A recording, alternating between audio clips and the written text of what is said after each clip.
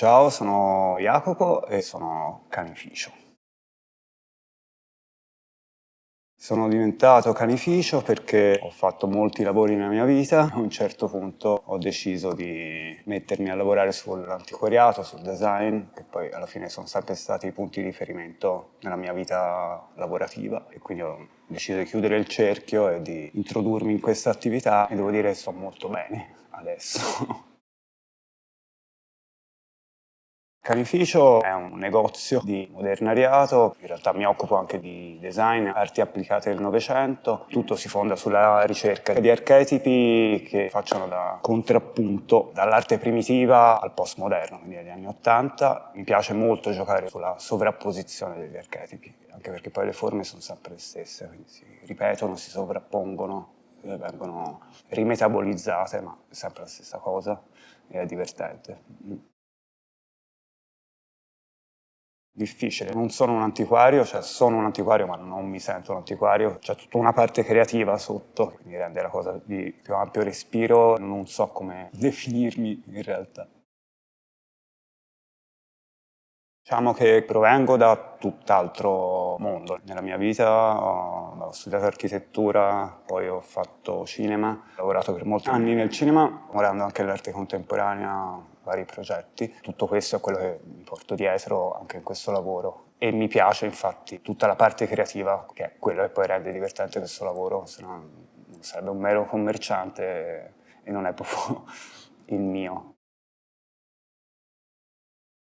Il progetto Manifattura Tabacchi secondo me è una grande opportunità un po' per tutti gli attori in causa, a parte la questione vetrina, visibilità che sicuramente ti dà e ti darà nel tempo. Secondo me la cosa interessante è il fatto che in realtà si tratta di una grande opportunità per una collaborazione sinergica tra tutti gli attori, perché non credo che nessuno di noi abbia intenzione di lavorare meramente per la sua attività e il fatto che ci siano artigiani di alta qualità e alto livello o persone come noi, quindi canificio e mono, e designer come Duccio Maria Gambi potrebbe essere molto interessante per creare una collaborazione costante e sinergica e quindi mutuo scambio di idee, progetti in comune. Questo è quello che mi fa sperare molto bene, anche perché con Duccio per esempio abbiamo già delle idee di collaborazione e spero di poterle allargare anche a tutti gli altri.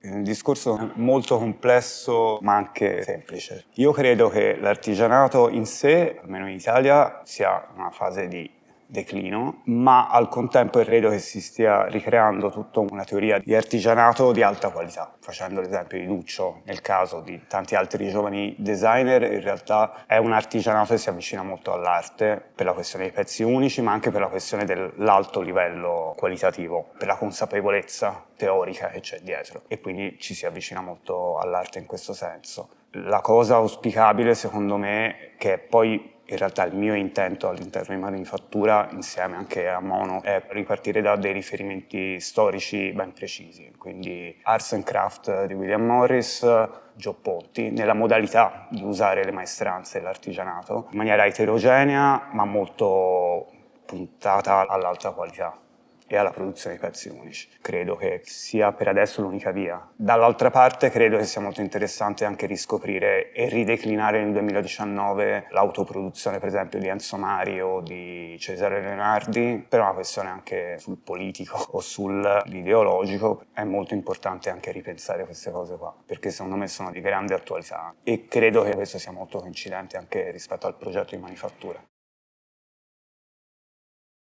Quello che mi ha spinto a venire qui in manifattura è il fatto di intravedere quantomeno la possibilità, e spero con successo, io ci credo molto, il fatto di ricreare un possibile hub o un centro attrattivo. Manifattura può dare la possibilità di avere un richiamo internazionale, cosa che a Firenze molto spesso manca da questo punto di vista. Quindi un hub di grandi maestranze, di artigianato ad alta qualità e di ricerca ad alta qualità. Quindi questo è quello che mi ha spinto e credo e spero che accada.